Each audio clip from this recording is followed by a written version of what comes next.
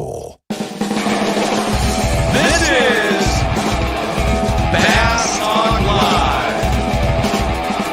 Your host, Mark Jeffries and Matt Payrack.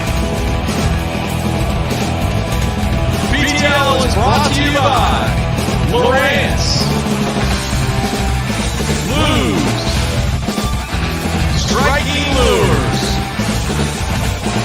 Bass Cat Boats, Ducket Fishing, Spro, APCO, Big Bite Baits, Sunline, and TH Marine. BTL coming at you. Good Monday, everybody. Welcome once again to another edition of BTL Bass Talk Live, where we're going to talk bass fishing and anything else that Matt and I want to talk about. Dude, there is a ton to talk about this morning, and I've got a special thing that I want to mention. Bass fishing made it big time. Okay. Do you know about this? The bowling? No. Bass fishing actually had a story in the New York Times for all the wrong reasons. Do you know about this? I have not heard about this at all. This is brand new information. No, it was sent to me by a viewer, and there was a link there, obviously. Clicked on the link, read the story, and we're going to talk about it here in a minute. I have Quite bizarre. What's it pertain to? The ugliness that takes place sometimes in bass fishing. The ugliness? Yeah. Like between people? I guess you could call it that. Cheating? You could definitely. Oh, so it's call it. about cheating in fishing tournaments It's in not the New good. York Times? In the New York Times. I mean, is it going to have an impact on the sport in the future, do you feel? I don't know. I'm sure some people read the story and kind of scratched their head. Because remember, we had that, the lady on who wrote the article, that was in the New York Times, wasn't it? That talked about, remember we had her on when they had the split and she talked about I think it was everything. on the New York. I think that it was the New there. York Times because she's a freelancer. Yeah, and it was other I can't publications remember her too. name, but she did a really good job on that article. It was a very positive article that talked about a lot of the things going on behind the scenes. So we're going to talk about that, and I greatly appreciate the fan that sent me the link on that. The other thing is good shows this week, and I have another announcement to make. I did receive approval from Bass. Bruce Aiken and Jim Sexton told us, Matthew, that we are good to go on doing the watch party for the remainder of the Elite Series events this year. So Thursday, we're going to kick it off again, have the watch party. So anybody out there, if you are interested in being a part of the watch party with myself and Mark Menendez on Thursday, because Matthew, he will be getting ready for his next event. He will not be here. So myself, Mark Menendez, we're going to do the watch party again. It's where we actually bring in the live feed from what's taking place on the water at a very stingy Lake Guntersville, probably. Who knows? Haven't been that there in a time while. of the year where it's in the fall. Stingy everywhere. Yeah. So send me an email, mark@basszone.com, and then I will be in touch, and we will send you the link to where you can take part in the watch party on Thursday. We will kick things off at 8:30 a.m. Central Time with myself and Mark Menendez. Mark does a great job, adds so much value. This is a huge opportunity, especially on the body of water that the event is taking place on, for you to ask Mark questions about what is taking place on the water. So that's going to go down on Thursday. Now today, from multiple requests that we received and feedback from the fans, they want to hear from the guys that have had success on local events, Matthew. Yes. So in working with Joe Pogger with FLW, we made contact with a couple of guys that won super tournaments, very, very tough super tournaments. Yeah. I mean, the one guy that we're going to have on today, Josh Rockefeller. Josh Rockefeller went 7 pounds, 13 pounds, a little over 21 pounds, ended up winning. On Clark's Hill. Yeah. Super on Clark's Hill. Did not have a limit. There were only in that event, there were only 4 guys who had a limit. But Yeah. he's talked to him a little bit before the show. He's still in college. He's done a little college fishing, but this was his first top 10 in BFL competitions, and he walks away with the win and almost $5,000. Yeah. So Good that'll for be him. interesting to see. I think he, from reading, there's only a paragraph about it, but from reading it, he won doing something very near and dear to your heart, which is throwing a topwater. Yeah, won it on a frog. Throwing a frog all day long. And like I mentioned, he didn't have a limit on day one, had 7-11 on day one, and it ended up having just a little over 21 pounds to get the win. All right, then on Tuesday, the man that got it done at La Crosse, Nick Trim, is going to join us. And once again, we're going to focus on his success on a stingy Mississippi River There you in go. La Crosse. So you wanted it, fans. We're going to do it. We're going to see how it works. And then hopefully we will continue to focus on the, what did you classify them? The Non-touring anglers. You called them other anglers in the promo. Well, that was a matter of space. I didn't have enough space. I got you. It was a web thing. I got you. Okay? It's all good. So, I tried to be neutral. I got and just say 13 other. screens open here on stuff we need to cover in the first segment, Mark. It's absolutely All right, insane. go ahead, and then before you got to save time for the story in the LA Times. All right, so go ahead. New and, York and, Times or LA Times? New York Times. I'm sorry. All right, run with I it. got good stories too. Run with it. First of all, home field advantage, plays big. Patrick Walters winning in Yes. South Carolina, Bassmaster Open on what was a better than expected Lake Hartwell. A lot of big names up there. Scott Martin bounced back, but you want to talk about making a minute change? He went from a fluke to a fluke stick, Mark. One of them is just a regular fluke, and one of them is like a round stick bait with a tail on it. But according to him, Made all the it difference was in the lights world. out after he switched to the fluke stick. So, I mean, that's when you know when you're dialed, when minute bait changes like that make such a big difference. Yeah. That's when you know you're around the fish, you understand what's going on, and that was next level. And Patrick Walters, who had such an incredible rookie season, remember he jumped out, has been kind of, I don't want to say subpar, but I mean from what we expected after his first year and coming into the Elite Series, back on track, back in the spotlight there. The shorts get shorter, the bank account gets bigger. He gets the W. And now we are halfway through both of the Open divisions, the Eastern and the Centrals, and the overall Bassmaster Open standings. They take 4 from the Easterns, 4 from the Centrals, 4 from the overall, a total of 12 anglers. We'll move on to the Elite Series. A lot of big names fishing it.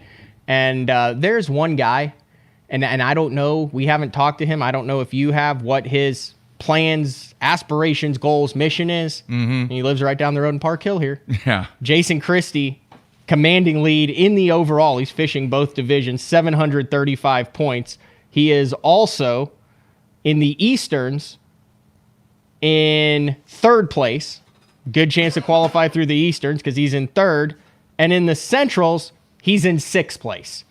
So there's a good chance Jason Christie might re-qualify for the Elite Series if that's what he plans to do. And then overall, Brian New, we've had him on the show, buddies with Brian Thrift, kind of cut from that same cloth, continues. He's in second in the overall. Scott Martin, big top 10 there, moves up into third. And then Cup winner and BPT Pro Justin Atkins in fourth. Mark Frazier, Josh Douglas in sixth. Joel Willert, I believe and I might get this wrong, but I believe Willert and there's another Greg Mansfield. I think those are the two. If I'm wrong, correct me. Dude, I found a really cool series. I think it's called Black and Blue. Remember, Willert won an Open, but I don't think he fished all of the Opens 3 or 4 years ago up north. And I remember seeing their boats during the Opens and stuff because they're wrapped, but they have a really cool YouTube series called Black and Blue. And they work together. They're both from up north, and they kind of document their whole deals, kind of like what some of the other guys are doing too. Yeah. But it's just a really neat series. But they're both having great years, so something you can kind of check out on that. So, yeah, that's what's going on in the Bassmaster Opens. Tai Au, who you know from the U.S. Open, who has won multiple tournaments as of lately, wins on Clear Lake in a star-studded field. Jared Littner comes in third. Justin Kerr in fourth. Todd Klein in fifth. I don't want to skip Tom White in second there.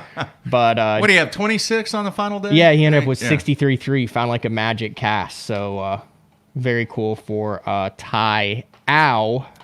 So that takes care of your Open and your Toyota Series and your Angler of the Year race. And we get back, like you said, on Thursday to Elite Series competition on Gunnersville. U.S. Open coming up. Yeah. It's 2-3 weeks away, not that far off. So we'll see if Ty can keep his momentum. Man, he is just smashing them out on the West Coast. Yeah, absolutely. Very good. I have a story for you, Mark. All right. So I fished the Bass Nation. I mean, if people are interested in what the other angler stories, I'm the other angler. I got a story. Can't wait to hear it. All right, so I fished the Bass Nation on Lake Texoma. And I did not film it because I fished some stuff that we fish Texoma every single year, and I just don't want You don't want to give up the juice. I don't want to give up the juice, the 10 to 12 pound juice on Lake Texoma. It's so that anyway, important. So I'm fishing on day one, and it's kind of stingy, but you can get some bites. And this is for the Bass Nation. Saturday and Sunday, they treated them as different tournaments. You take your best 3 out of the 4. You get to drop your worst. So I needed 2 good scores here. Good score Saturday, good score Sunday. Thought I could catch 10 to 14 pounds, depending on what went on. Mm-hmm. Windy, make a long run, get down there. I've got 3 in the box. It's 10 o'clock. It's kind of like, And I've got a co-angler. His name's Ronnie Henniger. Dude's been around for 35, 40 years. He used to run tournament. You know who it is? We used to run tournament trails down in Texas, all sorts of stuff. His son fishes too. He's probably 70 years old, 65, 70, getting double knee replacement in the next couple months. That's challenging. Sitting in the bag, he's like, "You got a butt seat?" I said, "I got a butt seat." But it's hard to see braided line as it is, let alone when it's windy and you're 70 years old. So I make a long cast with a little pro swimmer on a ball head jig, and he casts his flat side at the same time, and like in midair, his flat side gets tangled up in my braid because I had a braid to fluoro, but it gets tangled up. So picture it's like a quarter of the way through the cast, and then he like tries to pull it back. Mid-flight-ish, yeah. But he tries to pull it back, and it gets all tangled up around 12-pound SX1 side. Oh, that's not good. So I'm like, he's like, I'm so sorry. I'm like, no worries, man. I said, there's a big bow in my line, so I reel it, but I can't like get his bait untangled from my braid, right? Because it's past the barb. I've got like 30 feet of line out with the swim bait, and the boat's drifting off into the abyss, and I'm sitting there picking at his bait that's wrapped around my braid, and all of a sudden I feel something. And I thought maybe it was don't even cable tell me. Or something like that. And I keep picking. I feel something again, and I grab the line with my right hand, and something's swimming with it. So I just set the hook with my hand because I can't reel in, and I've got the rod in between my legs and his crankbait with my line wrapped around it in my left hand, and now I've got this fish on, and it feels like a good one. Like, it doesn't feel like a 15-incher. And it comes straight up and jumps, and it's a 3.5 pounder. So I drop the rod on the deck. I throw the braid and the crankbait in the bottom. And Ronnie's just a tad hard of hearing. And like I said, not the most mobile individual. Mm-hmm. Great partner. Enjoyed the day with him. Uh-huh. It's a minute to 2 minutes if you call for the net and he hears you. So I'm on my own on this deal. So now I'm on my knees on the front deck, and I'm hand lining this fish in with the braid. And Did you set the hook? No, I have no way. Just with my hand. That's what I'm saying. I just pulled as hard as I could to set the hook. Okay. And it jumps, and it jumps again, and it goes underneath the boat, and I'm fighting it. I'm hand lining it 100%. I've got braid all over the front deck. It comes up, it tail walks. I lip it. It's a hair over 3.5 pounds, and it was my big fish of the day. I don't know what to say. So would you classify that as luck? I would classify that as fortunate because I expected to catch a fish there. Assuming that the fish hit it as the bait was falling. I didn't realize it because of what happened because it was hooked well. It was not coming off. So that's what happened on day one. So I came in, I ended up finishing 5th place, which got me great points. I kept the check streak alive. I cannot believe that's not on camera. You know how golden that would have been? So I was thinking about this. would that have happened had I been running the camera? Because think about this, Mark. Every action, there's a reaction to, and everything changes. So if I had had the camera, maybe I would have tinkered with it, and I wouldn't have made that cast, or it would have been a different angle. Whatever. Go on to day 2. It happened the way it happened. Okay. Okay, so day 2, I decided to run to Highport Marina, and it's blowing like 18 to, it's supposed to blow like 12 to 15. Yeah, 3, and be 4 sunny, footers. right? So I mess around, catch one. Okay, I'll just tell you how lucky it was. This is luck. I start on Washita Point, and I said, let's throw a Ned rig in 15-mile-an-hour With the winds. wind blowing in on Washita Point? Because at the river, I was drifting the drop shot, so over the shell, I was like, it could be natural anyway. So I make a couple casts. I crank it in as fast as I can. A 2-pounder is following it in. I just open my bail, drop it down. He hits it, and in one motion, I boat flip him. So there's one. Then I said, hey, let's make a really dumb decision and run 15 miles to Highport. So we're going 25, get there, no problems, right? Mm-hmm. It is gassing about 2.5 hours later, and I've only added one more. So I've only got 2 now. I mean, gassing. And I said, dude, I had a 33-year-old guy with me, just started fishing tournaments. Yeah. Won his first one the day before, had 3 for 10, so he's already on the state team. Right. Am I rambling here, or is this Keep making going. sense? This is golden. So 2-3 hours later, and he's like, oh, I watch your YouTube stuff. This is awesome. I'm having a poor day. I've had several mini meltdowns. I've had several lapses, but not a meltdown, if that makes sense. I've had meltdowns, but no spin outs. And I'm like, this is not normally how it goes, dude. I apologize. It's all good. He's like, hey, man, I'm having a great time. I'm like, you are? Well, his time's about to get better. First time, couple tournaments, not used to being out on the big lake. We come out of Highport, gassing like 20 plus miles an hour. Yeah. Not like Great Lake 6, 7, 8 footers. That's a different kind of rough. They were 4 to 5 footers, Mark. Yeah, like I've been there, legitimately. And the easiest thing to do is overestimate wave heights. Whatever you say it is, cut it in half is what it probably really is. It's extremely rare that there are 8 footers on Texoma. I'm just saying. They were 4 to 5 footers. No, I believe that. Whitecap. I'm the only boat out there. No striper boats, nothing. Yeah. And I say, sorry, dude. I got no other option. We'll be good. And his eyes are just wide. Well, I can't see him because he's got sunglasses on at this point. Key point of the story. At this point, he has sunglasses on. Okay. So we're going 20 to 23 miles an hour. And we get out there, and it gets to where I kind of have to go with him for a second. And I eat a couple, but not really bad. Like to where we're wet. Little splash. We're wet, and he's like, oh my gosh. And I'm like, oh, that was good driving there to avoid that one. Well, I come up on the crest of one, and all of a sudden, who's the god of the sea? Poseidon? No, that was a ship that sank. I thought Poseidon is anyway. The Poseidon adventure, man. Anyway, I eat one epically. Like, I power into one. Like, we're underwater. I mean, it's into the wave. Yeah. So much so that it drops both of the graphs on the front deck and blows the sunglasses off my co-angler's face out into the water. Wow. Everything's floating in the boat, and it's level with as much water as you can put in the cockpit of a Lynx is how much water was in there. Third time I've ever done that. Wow. I did it with Chip once, and it was my first time, and he was driving, and I remember how petrified I was. And I said, are we going to sink? And he goes, we'll find out in a minute. So I look at him, and his eyes are as wide as saucers. I said, grab your stuff, because it's starting to float out of the boat. I said, this is why we've got a dual bilge, and this is why I'm in a Lynx. Mm-hmm. Dual bilge kicks on, takes 15 to 20 minutes, water drains out. You're bobbing around, right? He said, I'll try to do this the easiest way possible.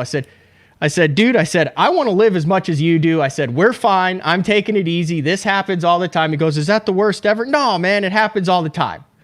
Which it doesn't. I said, are you scared? And he goes like this. Yeah. He said, I'm clenched. Yeah. I said, it's fine, dude. We'll get through it. I said, we'll just take it easy. We'll just surf it all the way out. And it took us like 45 minutes to get back in. Well, about halfway, and I have to examine it because I looked at the website. Mm-hmm. I hear gung, gung, gung, gung, and I'm like, is something wrong with the engine? What's going on? I mean, I'm in the middle of the ocean, nothing. I look back over my shoulder, and there's a helicopter with a guy leaning out of it right over us, taking pictures of me running the lake. Oh, you need to get some of that. It was on boatpics.com. I looked at. Were you out there? I don't know. They don't online have yet? it. It's like a 200. They charge like $10 a foot for a picture of your boat. I looked at it, but there's a phone number. It's based out of Florida. I'm going to call them and see if I can at least like preview it or something like that. Huh.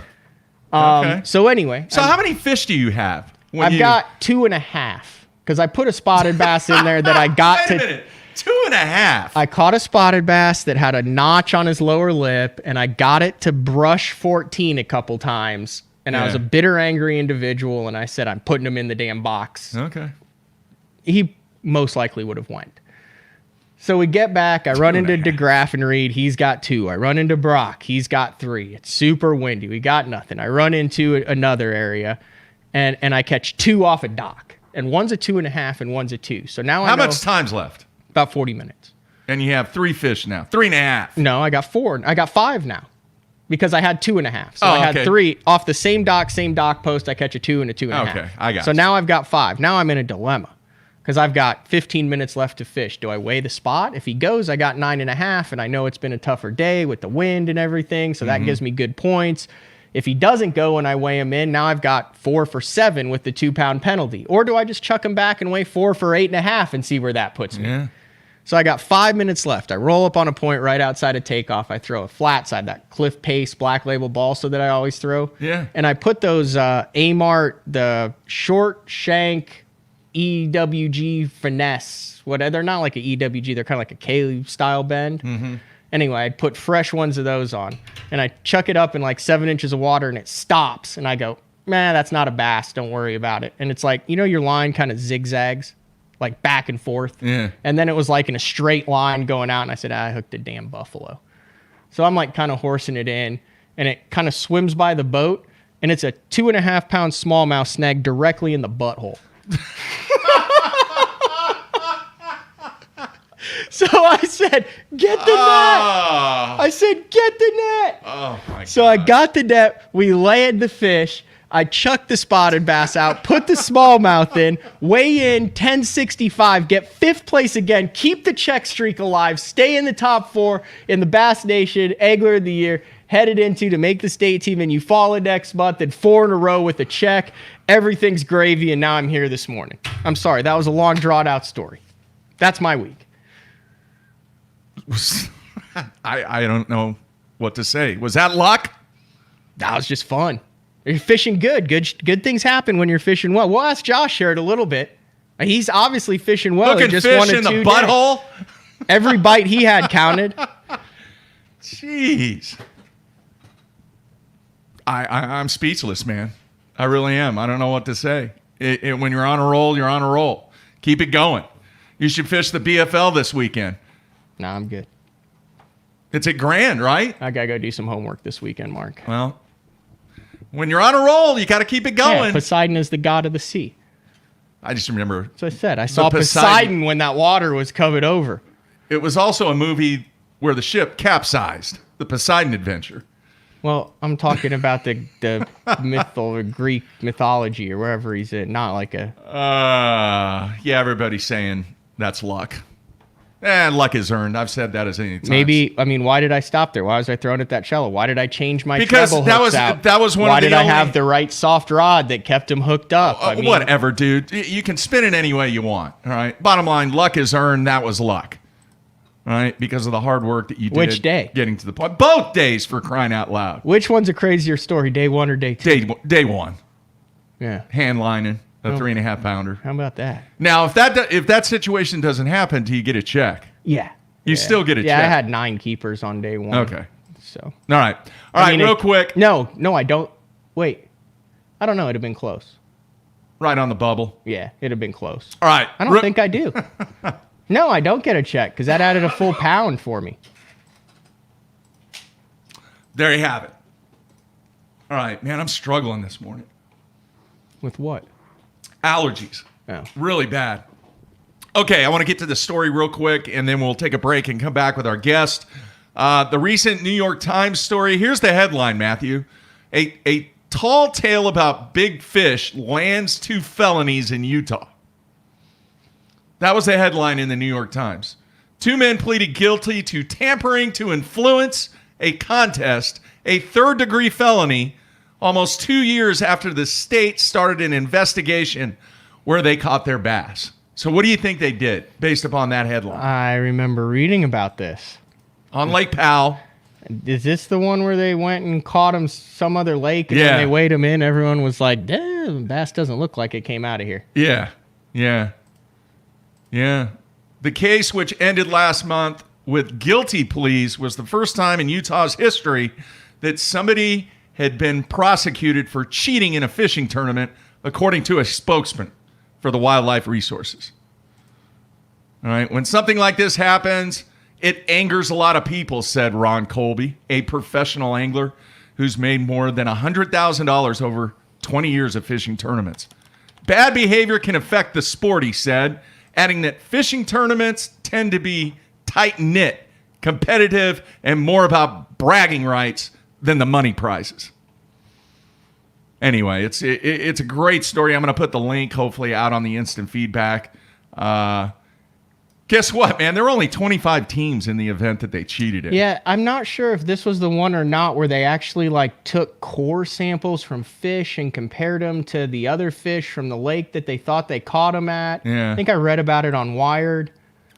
Or I'm not sure. Or one of the other websites where they ended up using like DNA or science, something about their diets to where they could say, yes, this fish is only something in its DNA is That's from it. that lake. Yeah. And then they matched it up that they were at that lake because you had to get a permit like the day before. So there was like inconclusive evidence that the fish they weighed in Yeah. on that lake couldn't have come from that lake based on their primary diet or something. Yeah, it said the Wildlife Resources Division had the bass tested at the University of Utah lab. Researchers were able to determine where the fish had originated from by comparing the amount of isotopes found naturally in the lakes to the isotopes in the, otolith, a particular part of the fish's ear. Yeah.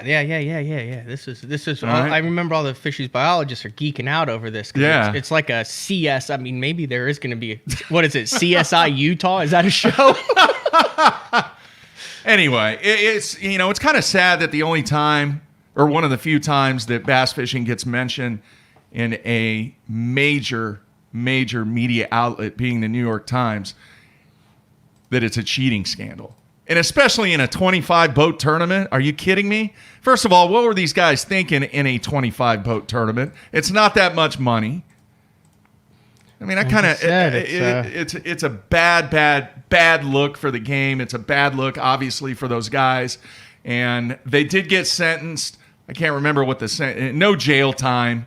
They got community service, had to pay $2,500 fine. Like banned from fishing for 5 years or something like that, I think. It says both men pleaded guilty to all 3 counts and were ordered to pay a $500 plea. Complete 48 hours of community service. More importantly, they're done tournament fishing. And pay a $2,500 fine to the Wildlife Division to the Help Stop Poaching Fund. You ever been in a tournament where someone was caught cheating, Mark? Yeah. You really? Oh, yeah. That you've been a part of? I was not part of the cheating scandal. Well, obviously, but Yeah. you were in the tournament. And Oh, someone, yeah. When was that? Long time? You don't have to name geez. names. I just... Early 90s. Little small tournament, 20 boats. Just being stupid. They did the old line between the stumps in the little pocket. What, they tied a fish to line and then would snag the line? Yeah. Huh. How did they prove that? They went back and found the line. Did they admit to it? There was a resident in the little back pocket of the cove that was at the weigh-in and went and told the tournament director. So they didn't say anything. And then after it was over, they went back, held the guys. They went back to the little pocket, and there was still fishing line tied to the stumps. What lake was that? Uchi? Jeez. Yeah. Yeah. Long time ago, though.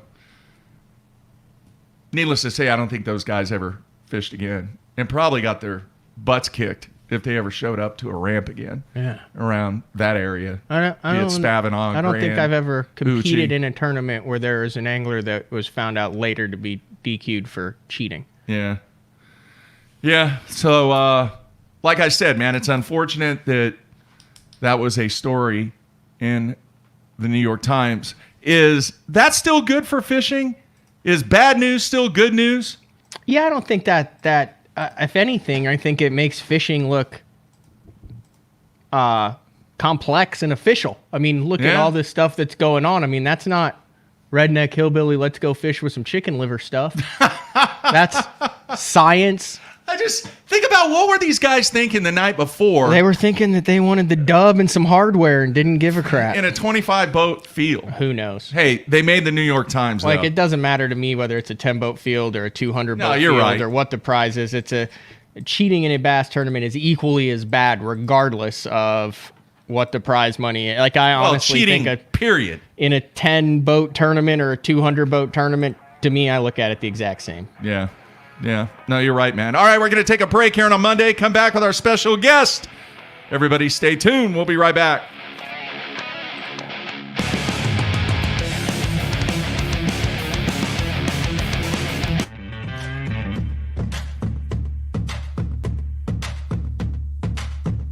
The ultimate fishing system starts with Lowrance HDS Live. The best fish finding tools, from chirp sonar and fish reveal to side scan and down scan imaging, and complete touchscreen control from your trolling motor to your big motor.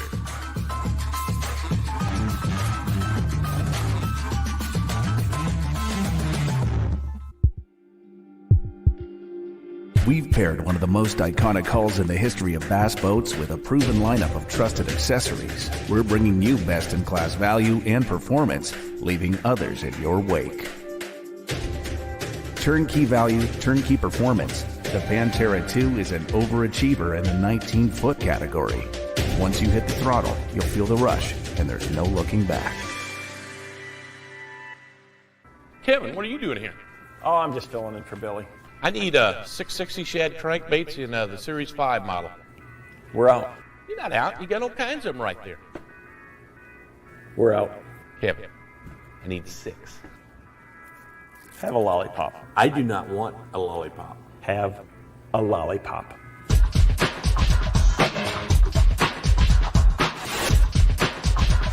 Do you have it in sexy shad color? AFCO's new Yuri performance shirts are made out of a new fabric. Aeromesh technology, Aeromesh fabric, really breathable. You know, it just doesn't stick to you whenever you're sweating. It's 105 in Florida. You know, you got sun beating down, there's hardly any wind. You know, your shirt won't stick to your back or anything like that. Any little breeze gets through it, and all the AFCO features that you like with the hood, not without a hood, depending on which one you like. It's got odor technology, so your pits don't stink whenever you're sweating. It has thumb loops. So whenever you're driving down the lake, 70 miles an hour in a bass boat, you got the thumbs through here, sleeves won't roll up, so you have no excuse if you get sunburned. Any little breath of air gets through and cools you down, so make sure you check them out. Any fish, any water, any condition, AFCO has you covered.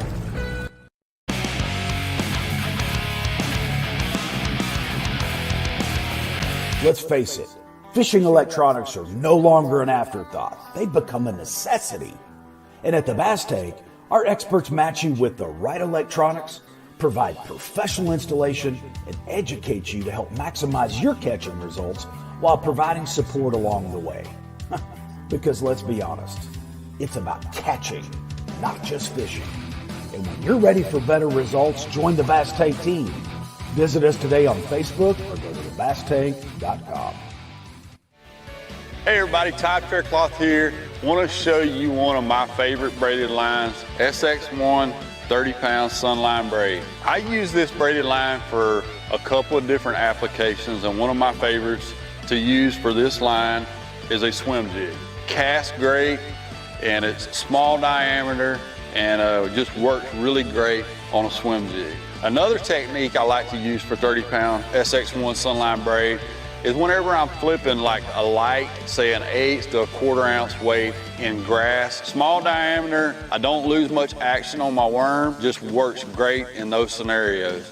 So if you're looking for a braided line for a swim jig or fishing a light Texas rig, check out Sunline's SX1 30-pound braid.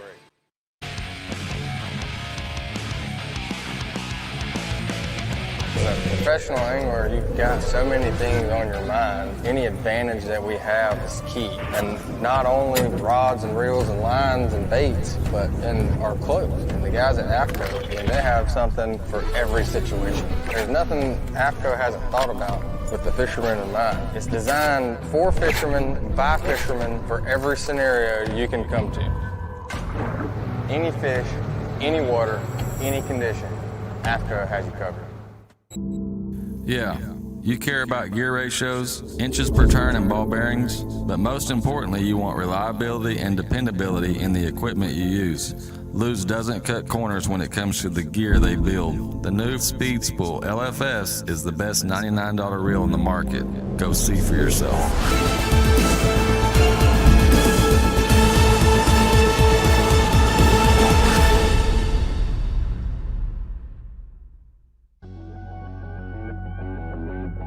The name SPRO says it all. SPRO stands for Sports Professionals. When you look at the pro staff that SPRO has brought on board over the past 15 years, it's been pretty incredible. I mean, one got it just then. From the development of the rock crawler to the McStick, from the Fat Papa to the Little John series, when you tie a SPRO bait on, you know it's been designed by a professional to get the job done.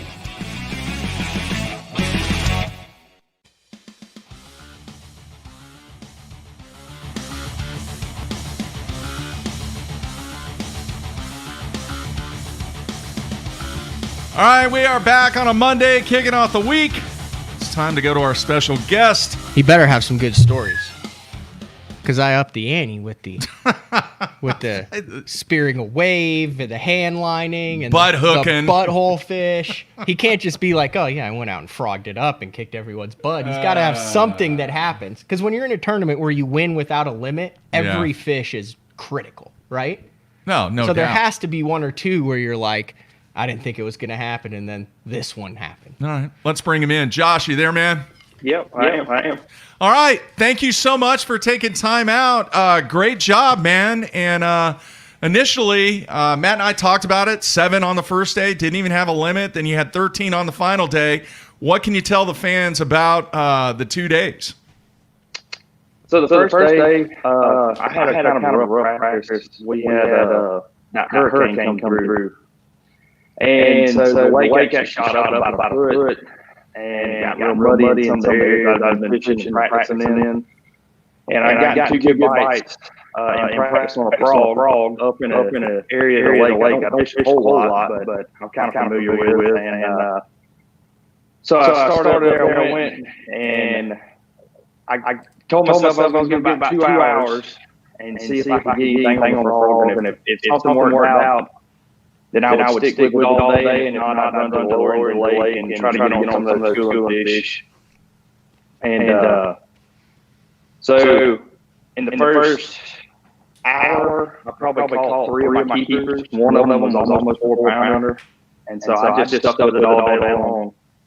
And it got real tough, and by midday, I still only had 4 fish.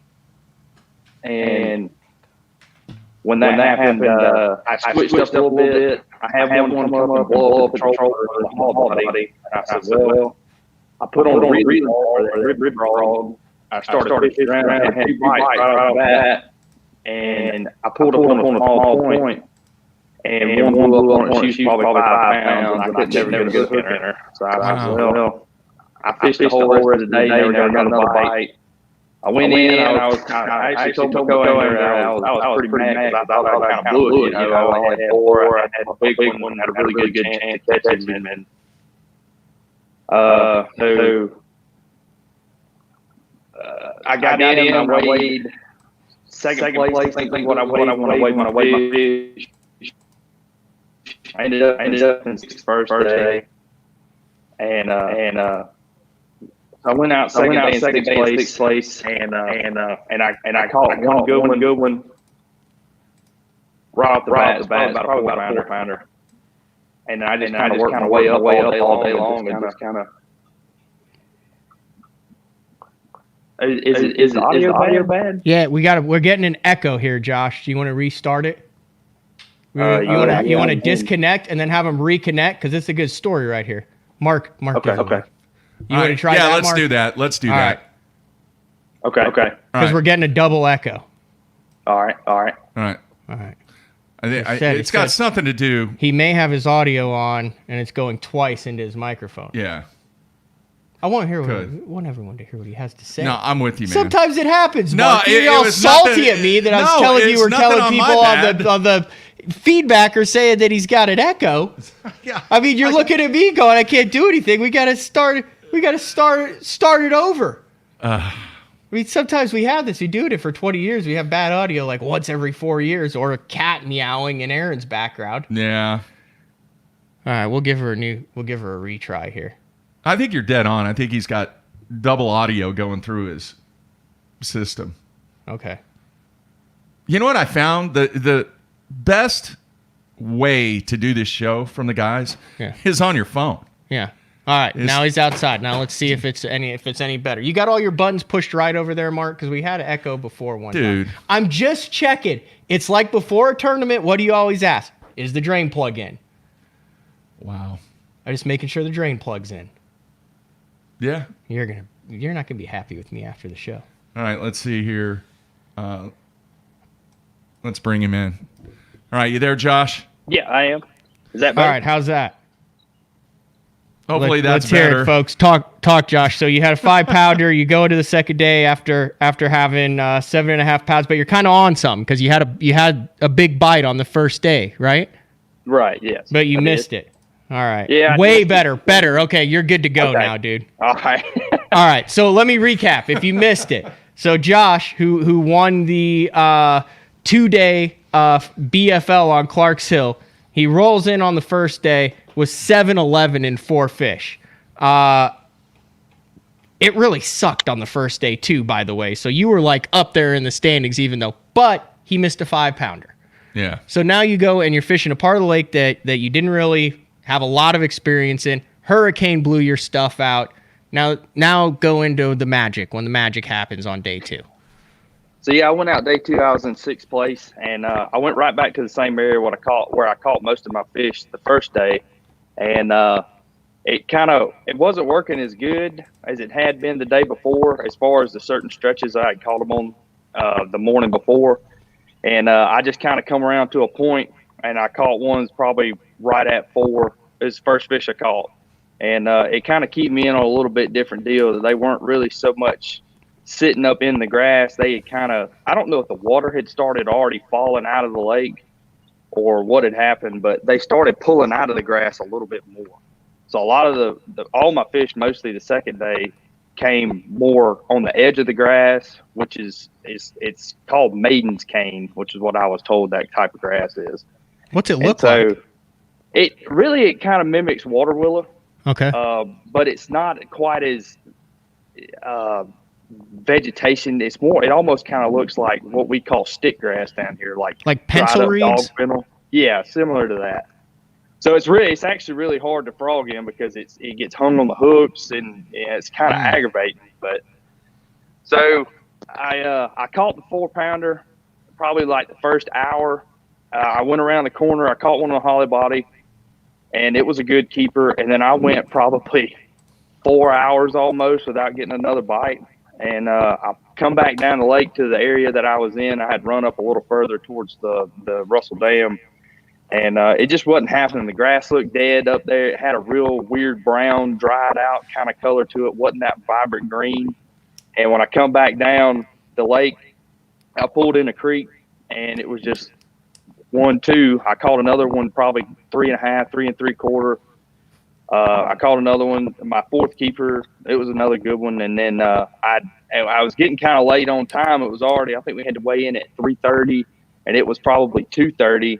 And I run back to the same point that I caught that biggest one first thing that morning. And I went around the corner just a little bit from it, and I caught my 5th one.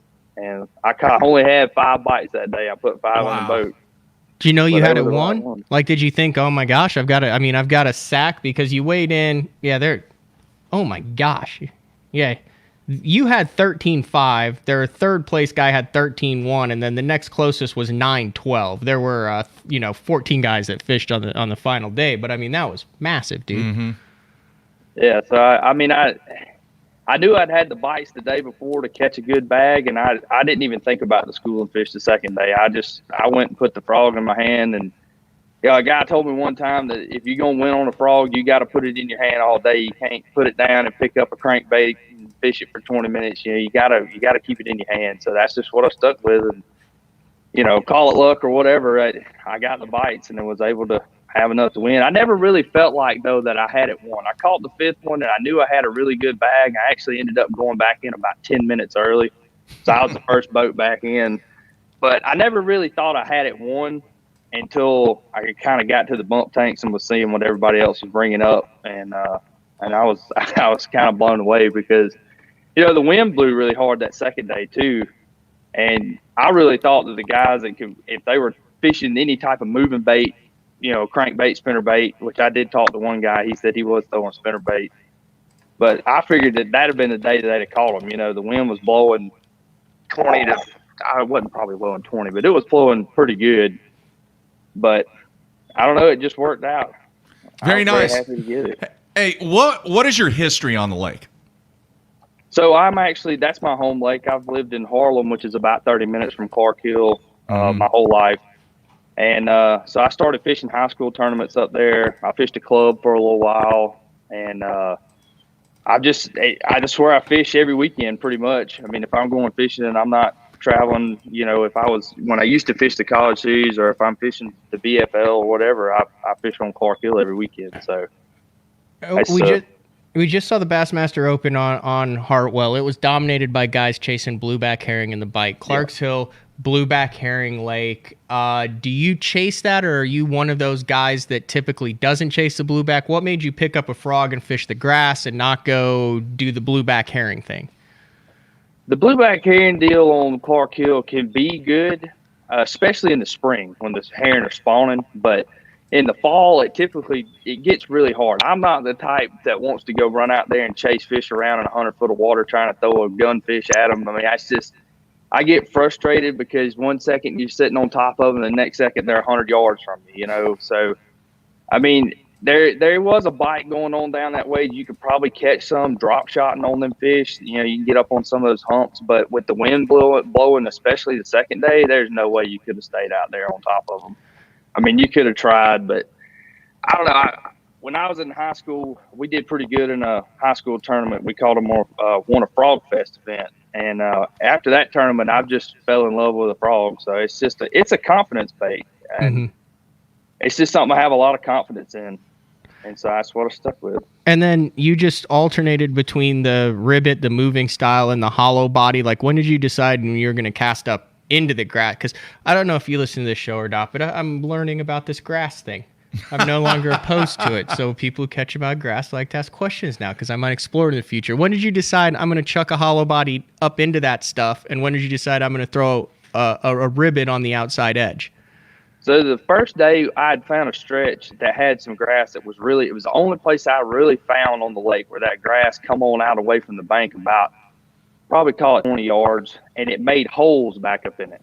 And it would look like somebody literally went in there and ripped all the grass out. It's just a clean hole. And I just pitched that hollow body up in there and walk it in those holes, and they'd come up and suck it down. But it was only probably 2 or 3 stretches of grass where that hollow body really caught the fish that I was catching. And that grass is kind of more of like a bank grass type thing. So like when the water had come up and kind of flooded into it a little bit more, but when it fell out, I went this weekend and noticed it. It's pretty much just grows right along the bank. So there's really no opportunity for them when the water's not high for them to get up in it. So, and that's kind of how it was everywhere else. You would find it on the sides of these points and these stretches, and it would only come out maybe 10 yards. And so it was just, and it didn't have a whole lot of open holes. So I would just reel that reeling frog down the side of it, and, they'd just come out of there and get it. It would actually, like, dead pieces of it would make mats right on the edge.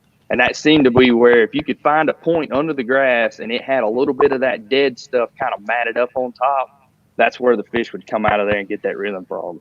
Is this the juice, Mark? Is this what you're Well, that's what I was going to ask him. All right, man. Because the conversation that Matt and I had on previous shows was the local guys, the regional guys, would not be willing to come on the show and give up the juice because they make so much money keeping a lot of things secretive. So what are your thoughts on that? Obviously, you gave up some great info. He's going to really regret the next time there's a tournament in the fall with a hurricane. Yeah. Make sure you get on that frog pattern after a hurricane. All right, take note. That post-hurricane frog pattern. Yeah, seriously. Obviously, with what you said, you fish a lot of tournaments on this body of water. Are you concerned? Is there concern? Would you approach it any different, or are you fine giving up the juice?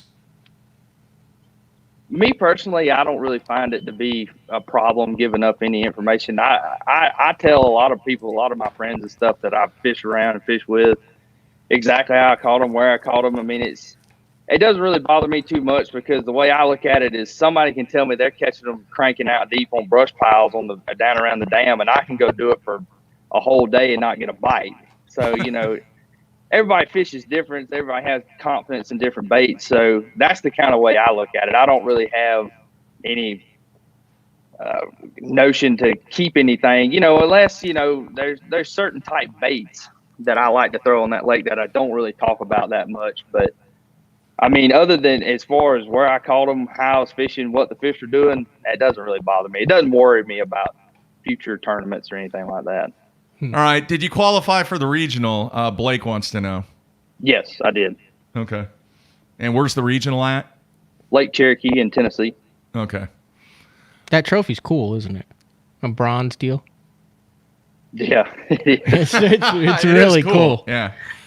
Yeah, that it is. All right, let's talk about now and talk about the future. As far as what you're doing now, are you actively trying to pursue maybe an advancement in fishing some advanced tours? Is this what you want to do? Do you want to, I don't know, spend a good portion of your early years in the business world, in the whatever world that you're choosing to do? What are your thoughts? So it's been a dream of mine since when I was a kid, when the Elite Series used to come to Clark Hill, and I've gone up there and saw the whole deal, and that's what I want to do. That's the whole ultimate end goal, is to try to do it for a living. And so with this win, and on top of money I've been saving myself, I'm going to fish probably the Toyota Series next year. I'm not sure which division yet, but that win kind of gave me a little bit more financial footing to be able to pay the entry fees and stuff like that. So that's definitely the goal, though, to step up from. I'm still going to probably fish the South Carolina division next year, but I'm definitely going to at least fish one division of the Toyota Series, and that's the whole end goal. I want to do it for a living. I want to be able to fish professionally. So, all right. Do you remember 2010 when Crochet almost won the Elite Series on a frog? Yep. Were you close to that same area doing the same stuff, or what were you? So I was actually in the same arm of the lake, but not.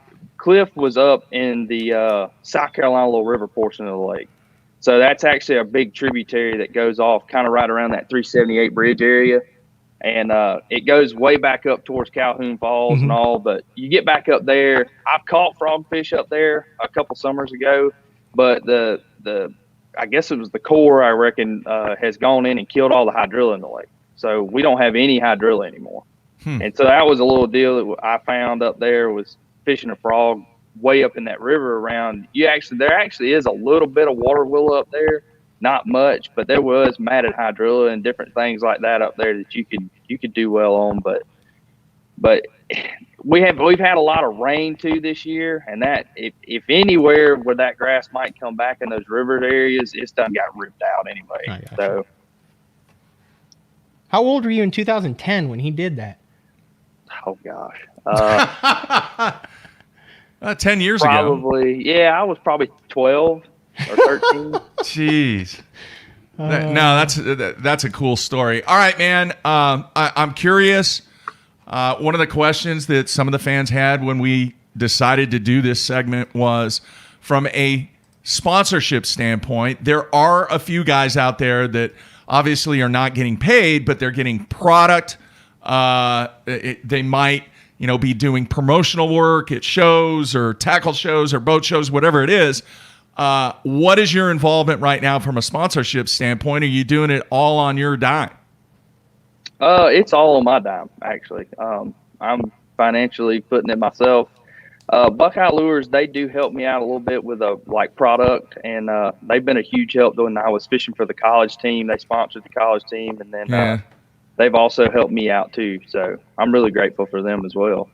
All right. But what was that at Augusta State? Augusta University. Okay. Is there an Augusta State? I don't know. It used to be called, I think it was called Augusta State University or something, but they've changed the name several times. But it's Augusta University now. All right, man. For the fans out there, let us know, what is the really, really strong part of your game, and what do you feel that you really need to work on over the next 2 years? I love to fish shallow. That's the way I like to fish. If flipping, pitching, frogging, shallow cranking, that type of thing. That's the way. If I go to a lake that I've never been to before, that's the way I'm gonna start out fishing.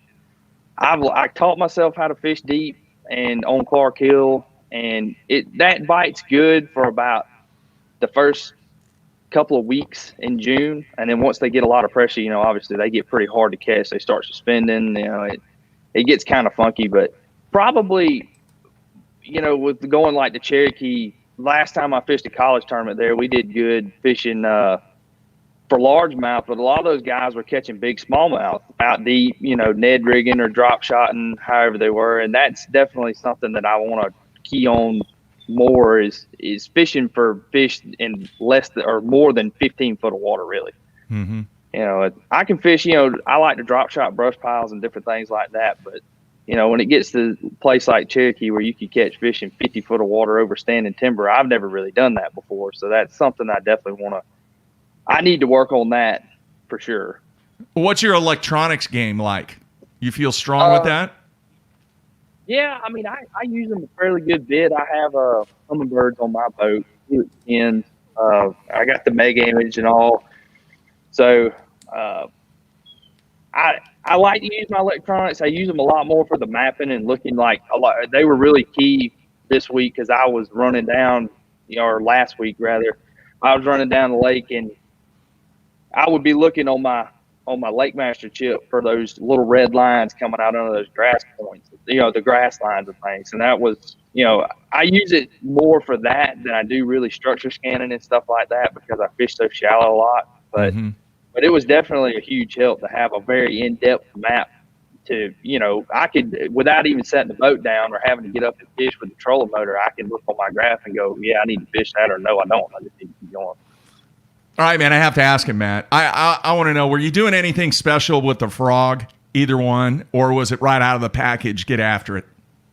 I was cutting the tails off the hollow body. So that's something I do. I don't know if it really helps or not, but I'll cut them, especially if they're coming up and just kind of slurping the back of it like they were. I'll cut those silicone tails back to maybe an inch, just so it's not so much kind of moving in the water behind it. Yeah. Especially when you're walking it back and forth, it can kind of, it makes that frog a whole another 2 inches longer. I feel like sometimes they key in more to the back than they do the front of the frog. I was putting a little bit of orange on the throat. There was a lot of bluegill in and around that grass that I was seeing. So I was putting a little orange. I kind of feel like that sometimes that helps give them something kind of to look at other than just a green pumpkin frog, Mm-hmm. And on the reeling frog, I was actually cutting the tails off. So what I would do is, they have really, really big flappy tails, and I feel like it's just too much. It makes too much resistance in the water, too much noise. So I was actually cutting them in half and kind of cutting a triangle into them to make them a little bit quieter, and it seemed to work. Yeah, you were tricking your stuff out. Oh, yeah. That's good stuff. Big league right there. Yeah, that's great stuff. Cool. Really, really good stuff. All right, man. We're gonna let you go, but you are the first BFL guest we've ever had in this new format, and you did an outstanding job, man. Congrats. It sounds like that you're definitely going in the right direction, and wishing nothing but the best in your fishing future. Well, thank y'all for bringing me on, man. I appreciate it. Yeah. All right, man. Best of luck to you, Josh.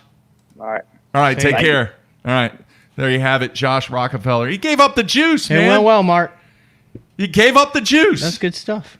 And hopefully people learned some things, because the other concern that you had was it was going to be too lake specific. But he's had some stuff that actually can be applied to other lakes across this country. 100%. I mean, dude, tricking out the frog there. Yeah, I like when that. you're in a tournament that's that tough, and if you got something that even if it just makes you think you're going to get an extra bite or two on it, or maybe that he lands a fish that would have just, swirled on something like that, and you never know because you can never go back and replay it. But that was a good deal. Yeah. Sorry, apologize for the audio issue that we had there in the Good beginning. to go. You can go hack that out. and Yeah, you're he good to go. was obviously. I feel like I recapped his first segment pretty accurately. Yeah, you did good, man. You did good on that. I was just like, I don't know what's going on. Obviously, there was Well, you got to some stop audio and try to issue. fix it. We can't just. Well, I'm like looking, because it's not like it used to be. You remember I had all these other options over here that I was looking at going, okay, is this okay? Is this all right? Right. Is this good? Is this dialed in? It's not like that anymore with I don't know this if new something software. happened because the very first question was like right during the promo. Yeah. People said it was echoing. And then when we went live, it wasn't echoing. But then when we went to him the first time, it was. Yeah. But then when we went to him the second time, it wasn't. We I got don't know. some. I have no idea, dude. No idea. have to It's a trouble- you have to mystery. troubleshoot. It is a mystery. All right, so tomorrow we're going to continue focusing on the guys. Did he have the HFA there, dude? Spent a lot of time on Clarksville. Yeah. No, sounds like he grew up Yeah. there, that he knew what he was doing, that he wasn't, it didn't sound like he was like, I knew I was going to smash him, but it sounded like he was fairly confident and Yeah. in a tough tournament. Some came in with guys, the biggest bag. Hey, we've had guys on here. They talk about it. They love tough tournaments. They love that just absolute grind them out, figure something out, catch 20 pounds over 2 days, and have a good shot at winning. I don't think I ever asked you, do you like that? Or do you like the wide open, hey, I got to have 25 even to get a check each day? You know what? Honestly, I don't really have a preference. Doesn't matter. Here's the thing that I like. I like fishing tournaments where I get feedback. I hate fishing tournaments where you don't get any bites. Yeah. So I would rather fish a tournament where you could get where you get feedback. Yeah. And sometimes, I mean, if you're getting feedback in a tough tournament, then you're going to do well as opposed to, but I enjoy the Table Rock Lake tournaments where I know that I'm probably going to go through 20 to 30 keepers in the day, as opposed to a deal where it's like, if I get 5, I'm going to be happy. Like I would rather, Yeah. I mean, they're both difficult in their own rights, but here's the fact of the matter is it doesn't matter whether it's ultra tough. It doesn't matter whether it's a slugfest. There's still going to be the same number of guys who get paid the same amount of money, whether it's with 15 pounds or 25 pounds. Which is more tough mentally, do you think? The grind or the swing The fest? grind, 100% the grind, because Yeah. a lost fish wears on you more. Your decisions become more critical. You Yeah. make wrong decisions in a grind tournament, and you're so far down the path of wrong decisions that you Yeah. don't have time to recover. I agree with that, but let me flip this around this way. When you're in a swing fest, what happens when everybody else is bringing in 18, 19, 20, and you can't get past 11? And you're doing the same exact thing, keying in the same areas. You look down, you saw 3 guys in the same area fishing exactly the same way that you were doing. Mm-hmm. You have 11 pounds, That they happened have to 20. A lot of guys on the Sam Rayburn Open. Is that not Yeah, it's mentally frustrating. chat? Yeah, it's frustrating. But I think mean, it's more because the expectations are that you're going to go out and smash I'd them. rather be around guys getting bites, knowing that the potential is there for a big one. But you only had than 11 not pounds, getting though. bites at all. You only had 11 pounds. But you know that you're around the. But you're shut out, man. I mean, you got to go out Listen, and catch you 28, asked a 29. question. My answer is I would rather. If I'm going to get my ass kicked, I would rather get my ass kicked in a tournament where I have 11 and a lot of guys have 18 than where I have 2 and other guys have 8. Okay, I get that, but that's not the question that I asked. I said, which is more mentally... The grinder, because at least at the 11, you're getting bit, you're getting feedback, you're around fish. I mean, there's nothing worse, in my opinion, than that feeling of like, there might not be a bass within a quarter mile. Well, like, as long as I know there's a bass around, okay, like I can get a bite. Like no, that makes sense. I hate that feeling. That's a horrible feeling when you're like, I just don't think they're here. Like, it's not like I need to make a bait change or anything, and then you know it's tough. So you're an hour and a half in, and you're like, I don't think I put it in front of one. That's a hard feeling to rebound from. At least when you're getting bit and stuff, you're like, the next one could be a big one. Okay, but then as you progress and you don't get that big bite, during the grind, it's like, look, man, I know it's tough. I'm doing everything that I should be doing. I'm just not getting bit. When you have a slugfest and you go out and you only have 11 pounds. It's easier to say it just wasn't meant to be. On the slugfest? Yeah, way easier. It's hard, you know, you go out and you make the wrong decision, you don't catch them in a grind. Yeah. I feel like it's like, damn, I made bad decisions. I know, but I've heard you make the comment before when everybody else was catching them and you didn't. The first words out of your mouth is, man, I suck so bad. I don't know why I can't catch them. Everybody else was catching them, and I go out and I only had 10 pounds. No, I agree. It's still frustrating, but it's not as demoralizing as not catching them at all. So I see what you're saying, but I think when feedback, feedback. I would rather fish a tournament with feedback, with positive feedback. That's all it comes down to. I can learn from feedback. So you're saying that when you don't go out and catch them, you don't get any feedback? Yeah, you don't know. It's hard to put anything together, to make sense of it, to put it in order when you don't get any feedback. Are you fishing the wrong areas? Are you fishing the wrong bait? Are you fishing the right bait in the wrong areas? The wrong areas with the right bait? Is it a timing deal? I can see that. You have nothing. At least when you're getting feedback, when you're getting bites, you're like, even if you're missing them or they're smaller fish, they're choking this bait. It's all front treble hook stuff. Or I'm only getting bites in these little particular areas. Or, man, I was on the right stuff. I was around the leaders. It was just the 5-pounder missed it and the 2-pounders got it. It just wasn't meant to be. But when you're getting feedback, you're saying, okay, and then you can start piecing stuff together. It's really hard to piece it together with no feedback. Right, that makes sense. So that's why I like the catch 'em tournaments instead of the grinds.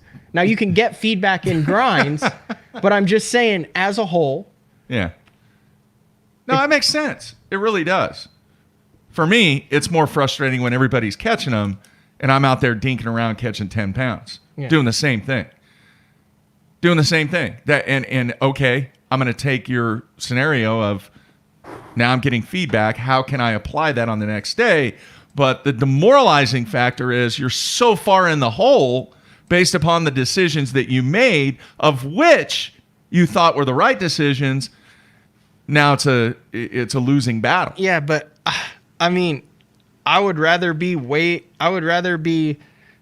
depending on the type of fishing and the consistency at the top. If you're in a tournament where there's some giant bags at the top and it kind of drops off, I would much rather be 8 to 10 pounds behind that than in an absolute grinder where you know that you have a ceiling that most likely isn't going to happen because you've been on the damn lake for 4 days and haven't caught a 2-pounder. I would rather be behind knowing that I'm one move away from jumping back into it. Because it doesn't matter. Like, let's say you had, like I said, because I fished in it, but that opens a great example. You had Daryl Gleason go 27-9. 27 one day, 9 pounds the next day. You're 10 pounds back, and you know, I was in that group. I caught him good, but I'm like, damn, I'm fishing some of these same brush piles, and these guys are coming in with 22, 23 pounds, 18, 20. Yeah. Now, I had the feedback. I lost a lot of fish there, but I'm just saying I knew I went out the second day, and it wasn't happening. I caught 5 keepers on the second day. You can watch it on the BTL YouTube channel. But I knew based on the feedback that I'd gotten that the potential was there to make a cast or two and have 20-something, and now all of a sudden I skyrocket up. Now, you're right. The Arkansas River, which is a great example in the first one, that was a grinder, but I went 4 hours on the second day without any feedback. Yeah. I'm like, what adjustments? I didn't know what adjustments to make. But I'm sitting there mentally, the mental part of the game, you feel that the grinder is more mentally 100%. tasking. Look at the grinders. They're the nitty-gritty fish every day. They got the dirty hats on. The guys who are grinders, I feel like that's one of the ultimate compliments in fishing. That guy can go out and figure out how to catch 5. That guy's a grinder. Yeah. That's a guy like a Gerald Swindle type guy. Yep. Like I think it's the different, it's the angler of the year versus the classic mentality. Yeah. But yeah, you look up to the guy who's got all the trophies on his mantle, but when you're behind stage with all the other guys, you admire that guy who you're like, dang, that guy's got 5 again. Whether he cashes a check or not, you know that like that guy figures something out. It might not be the deal. It might not be the winning deal. It might not be his strength, but he figures something out on every fishery. No, and that's a rare ability to be able to go from fishery to fishery to fishery and figure something out that you can make work to stay in the hunt. That takes talent. Is it easier to get spun out on a grind or a swing fest? Because here, I'm going to give you the example. You mentioned the guys in the bag line. Mm-hmm. You bring up your 10 pounds in the bag line. Hey, what you got? Ooh, let me see. Oh, yeah, that's over 20. Way easier to get spun out in a grind. You're always one cast away from getting spun out in a grind, which is interesting that Josh didn't get spun out when he lost that 5-pounder. Yeah. Dude, you're one bad thing happens, and in a grind, all you do is you continue to think about it. So you would rather fish the Sabine than the St. Lawrence River? No, I'd rather fish the St. Lawrence River than the Sabine. Well, you said you liked grinds. No, I said I would rather. You said which is more mentally right, but then the grind. So you would rather fish a swing fest than a grind? Yeah, because I would rather lose a 5-pounder and know that there's a pretty good chance I'll get another 5-pound bite than lose a 5-pounder and realize that it's beanie weenies for the next month and a half. I got you, man. And the grinds are more mentally tasking. Right. Okay. More rewarding though. Yeah. Yeah, do you get more respect if you win a grind than you do a swing fest? Dude, you get respect for consistency in this game, in my opinion. I agree. I have a big, massive respect for guys who consistently weigh in fish. Yeah. It's like Bobby D in the Bass Nation. 17 state teams in a row, 12 to 14 Is he going to make it this year? He's got to win on Eufaula. He put the old goose egg up on day one. He gets to drop one, though. Don't you know get to he drop lost 5 keepers on day one, Mark? Man, you had to mention that. Dude, you're not making friends. Not one. You're not making 2, friends. Not 3. Not 4. You're not making friends. And then he lost his limit fish. That's not good. You're not making friends. I'm just saying, that's the guy. You're not making any friends. Damn near everywhere he goes. That's the guy that I look up to. All right, local guys will continue tomorrow. We're going to have Nick Trim on to talk about lacrosse, his super tournament win on the Mississippi River. And then no show on Wednesday. And then Thursday, we are back with Mark Menendez and the watch party. So if you want to take part in the watch party, just shoot me an email, mark@basszone.com. I will be in touch, and we will get you hooked up for the watch party on Thursday. All right, man, we didn't mention the auction. Oh, yeah. All right. We were the third highest.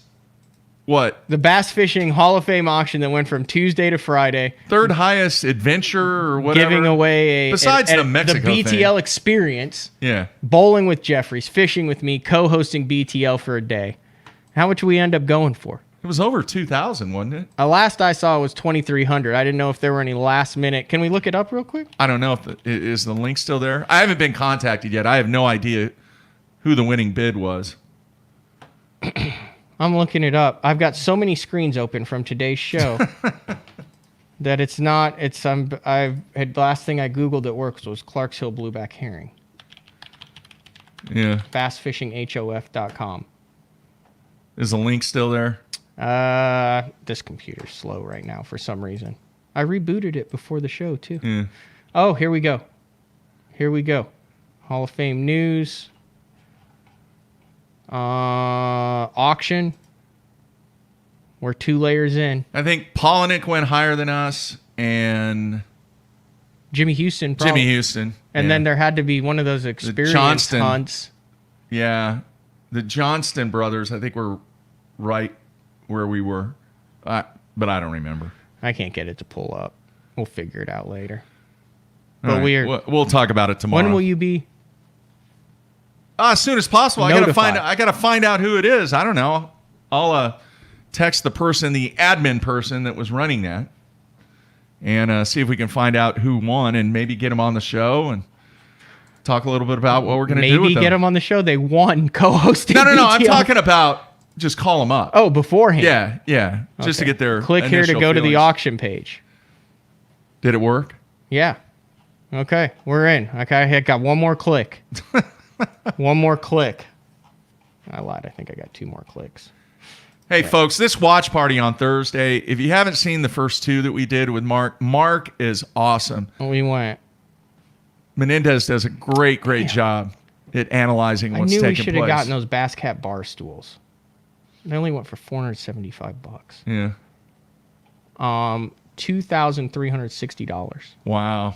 Is what we raised. $2,360? Raised for the Bass Fishing Hall of Fame. Did you bid on anything? No. I did not. What about you? Yeah. With all the spare tournament winnings that I got coming in here, Mark. I guess Scott in Virginia bid on the Brad Hallman trip. Oh, nice. Yeah. Brad went for $880. He wants to know, what should I get lined up with Brad? I know what I would do. What would you do? I would do March or April on Lake X is what I would do. $3,240 for Polinick. Yeah, the Johnsons. Oh, wow. You think Chris has bragging rights. He went $20 higher than Corey. $1,880, $1,860. Yeah, that's good, though. That'll be a great trip. They're in rivalries. Jimmy Houston went for $3,800. Yeah. So we were number 3. Besides Latimer, the lodge $1,401. Wow. The Wheaties box. We should have got the David Walker Wheaties box. It only went for $100. Denny Brower's Wheaties box. Oh, tomorrow. $200. Tomorrow, I'm going to be adding something to the background. Is it a bowling trophy? No, it is. It's pretty cool, man. Steve Wunderlich, the Hall of Famer, gave it to me. And you didn't. You're actually going to go out with him on Tuesday. Yeah, that's the game plan. Yeah. I'm trying to see where. I'm trying to see where the Hank Cherry windshield went. I feel like that was the most undervalued item in the entire auction. Jimmy Houston? No, he went for $3,600. I think that's a fair price to go spend. Yeah. That's at the ranch. Jimmy Houston's earned a high bid. Yeah. And it says Brandon Polinick and all the rest. Where is this? So it was the signed windshield from his Bassmaster Classic. Yeah, Holman went for $880. Yeah. Scott in Virginia. Where the heck did it go? Oh, here it is. Oh, and then I missed it. Oh. It went for $340. Could have wrote a check, man. That's got your name all over it. it. I could have. It may have bounced, but I could have written it. All right, tomorrow we will be back same time with Nick Trim. Talk a little Mississippi River and lacrosse. And I want to thank Josh Rockefeller for being on. I think he did a great job, man. Yeah, awesome. Congrats on the win. Yeah. First win. And we'll be back tomorrow. So make sure you send me an email if you want to be part of the watch party on Thursday. That's it. We are out of here.